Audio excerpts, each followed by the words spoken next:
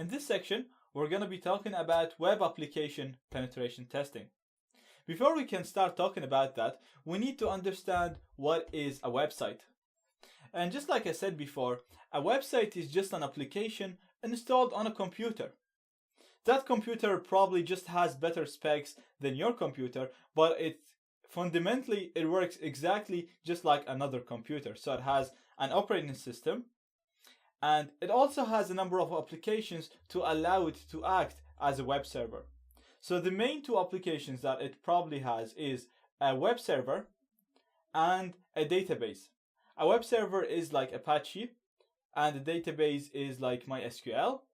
And these are the web server basically understands and executes the web application. So your web application would be written in PHP or Python and any programming language really. The only thing is that the web server needs to be able to understand and execute this web application. The database contains the data used by the web application. So all of this is stored on a computer called the server. The computer is connected to the internet, and it has a real IP address, so anybody can access that computer and can ping it. So the web application is executed by the web server, which is installed on your server, on your target. Therefore, anytime you request a page or you run the web application, it's actually executed on the web server, and it's not executed at the client's computer. It gets executed at the web server, and then it sends a HTML page which is ready to read for the target person or for the clients. So let's have a look on an example. And let's say you're on a phone or on your computer and you wanted to go to facebook.com. So you type in facebook.com into your URL.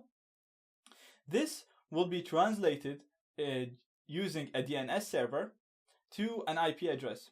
So there is a server that translates every name, .com, .edu, or any website with a name, with a domain name, so this is a domain name, to its relevant IP address. So you request facebook.com, the request goes to a DNS server, it translates facebook.com to the IP where Facebook is stored, and then it'll go to Facebook, to the IP address of Facebook, it'll execute the page that you wanted using all of the applications that we spoke about, and then just give you ready HTML. So what you get back is just a markup written in HTML, which is a markup language of the result of executing the program. So the program gets executed on the server, and then you just only get the result.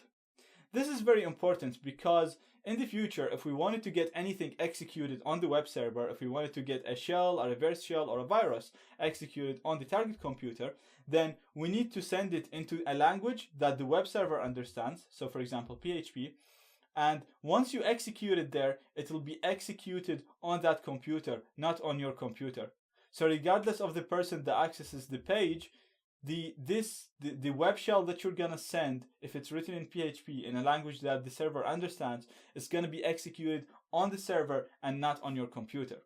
Therefore, it'll give you access to the server and not access to the person who accessed that server. JavaScript, on the other hand, there is some websites use JavaScript, and JavaScript is a client-side language. So if you manage to find a website that allows you to run JavaScript code, then the code will be executed by the clients. So even though the code might be injected into the web server, it will be executed on the client side, and it'll allow you to do things to the client computer and not to the server. So it's very important to separate between a client-side language and a server-side language.